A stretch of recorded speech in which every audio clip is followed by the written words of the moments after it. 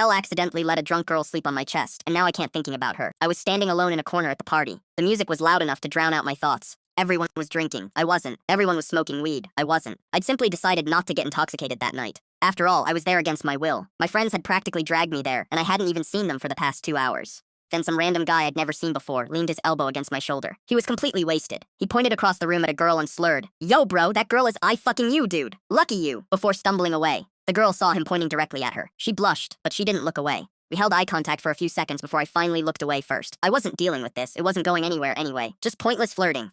Okay, one last look. The second I looked back in her direction, I saw her walking toward me. Oh shit. I was not ready for awkward small talk with a girl I'd never met before, especially a girl that pretty. She walked right up to me, grabbed my hand without saying a word, and pulled me along with her. And for some reason, I followed. I didn't know where she was taking me. I didn't know what I was doing. This wasn't me. For as long as I could remember, I'd rejected every girl who ever flirted with me. But now this girl was dragging me upstairs while I followed behind her like some obedient dog. She led me into a room, shoved me inside, stepped in after me, then locked the door. She looked at me and asked, "Are you ready?" My brain instantly short-circuited. "Ready for what?" I asked carefully.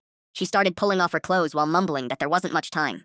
Because she'd promised her dad she'd be home by 2 a.m. She was extremely drunk. She pulled up her shirt and told me to take mine off too. I looked at her a second longer than I should've, and that scared me. I'd never looked at a girl and genuinely thought she was attractive before.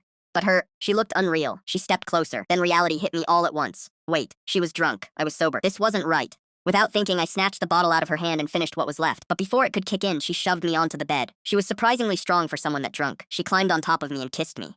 Somehow that made everything feel even worse, because my conscience was still working perfectly. Then she leaned in again and completely missed. A second later, her head dropped onto my chest. Then I heard soft snoring. I stared at the ceiling in silence. Did she seriously just pass out on top of me? She adjusted herself in her sleep, placed one hand against my chest, and quietly mumbled, "Nom nom nom." I hated how cute I thought that was. A few minutes passed. Then, without even realizing it, I wrapped my arms around her while she slept against me. What the fuck am I doing? This wasn't me. None of this was me. I didn't understand what I was feeling. Part of me wanted her to stay asleep forever so the moment wouldn't end.